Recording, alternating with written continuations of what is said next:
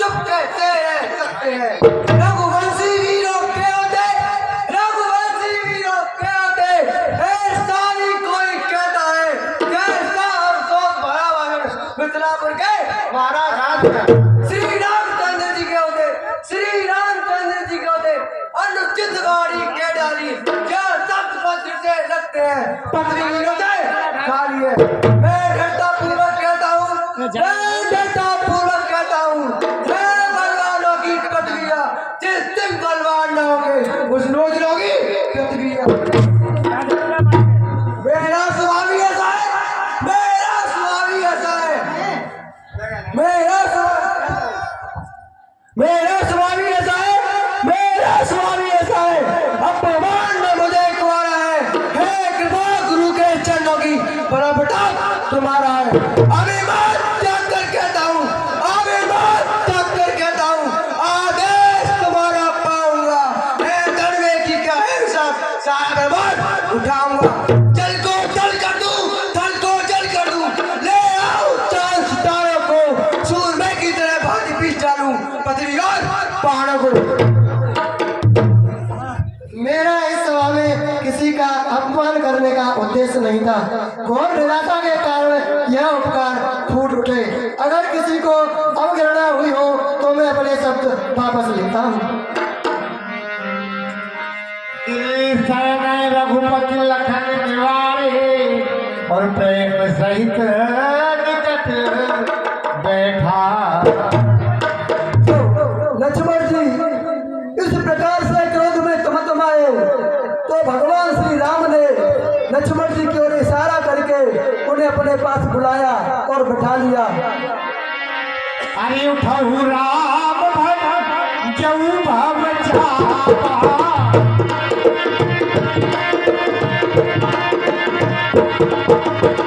मैं कहूँ तात जनक प्रताप।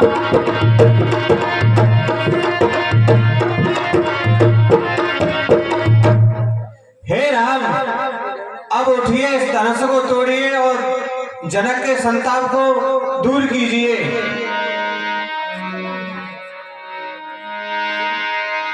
कि गुरुपद बंद सहित अनुरागा और राम ने सन आय मांगा।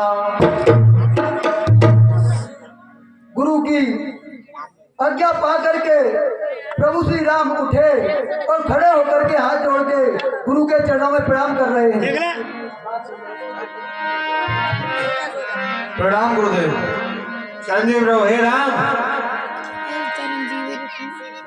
जी। गुरुदेव, ये जनक जी तुम्हारे पिता तुल्य हैं, इनसे दंडवत प्रणाम करके और जब जाइए।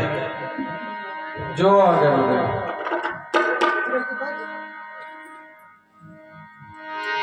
और राम प्रेम समेत लखन सखिन समीप बुलाए।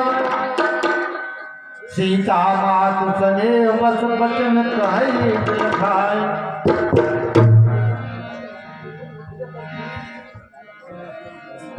जब विश्वामित्र जी ने श्री राम से कहा कि आप महाराज जनक के दुख को दूर कीजिए तो श्री राम उठकर खड़े हो गए। जब ये करिश्मा देखा तो सीता जी के जो माता है उनके मन में एक आश्चर्य सा हुआ। उन्होंने विचार किया कहाँ तो ये ऋषि, इन्होंने एक तरह से ये मजाक किया है। जिस धनुष को तोड़ने के लिए ऐसे ऐसे राजा आए और वो पराजित हो गए, शक्तिहीन होकर बैठ गए। अब वयोवृद्ध तपस्वी ज्ञानी महर्षि ने इन छोटे बच्चों से कहा कि आप धनुष तोड़िए। चलो उन्होंने कह दिया तो इन्हें तो खड़े नहीं होना चाहिए था, किंतु वो खड़े भी हो गए। इस आश्चर्य को वो अपनी सखियों को कहने लगी कि सखियों ये कैसा अनर्थ हो रहा है। एक और तो वो कह रहे हैं कि धनुष तोड़ो, दूसरी ओर वो खड़े भी हो गए हैं। मुझे इस पर तनिक विश्वास नहीं है। इस प्रकार वो पश्चाताप कर रही हैं और आगे देखिए प्रभु श्री राम क्या कर रहे हैं। हे सखी इस समय राजा को जाकर न कोई समझा है।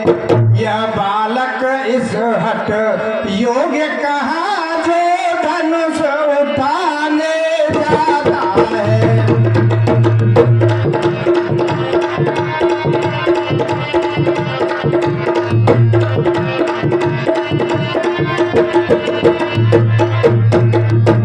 हे सखी, जाकर कोई राजा को समझाओ कि एक तो पहले ही हमारी बदनामी हो चुकी है, बहुत भारी बेइज्जती हो चुकी है, और रही सही कसर मिटाने जा रहे हैं, ये बच्चों से कहीं धनुष उठाया है। जाकर कोई राजा से कह दो कि इन बच्चों को धनुष उठाने के लिए न भेजें।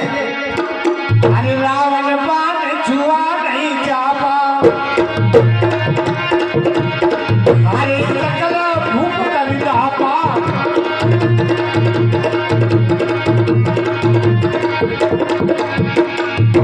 जब रावण और बाणासुर जैसों ने धनुष को नहीं छू पाए, और ये इतने महारथी राजा महाराजा न धनुष को नहीं उठा पाए, तो ये छोटे से बालक क्या धनुष को उठाएंगे।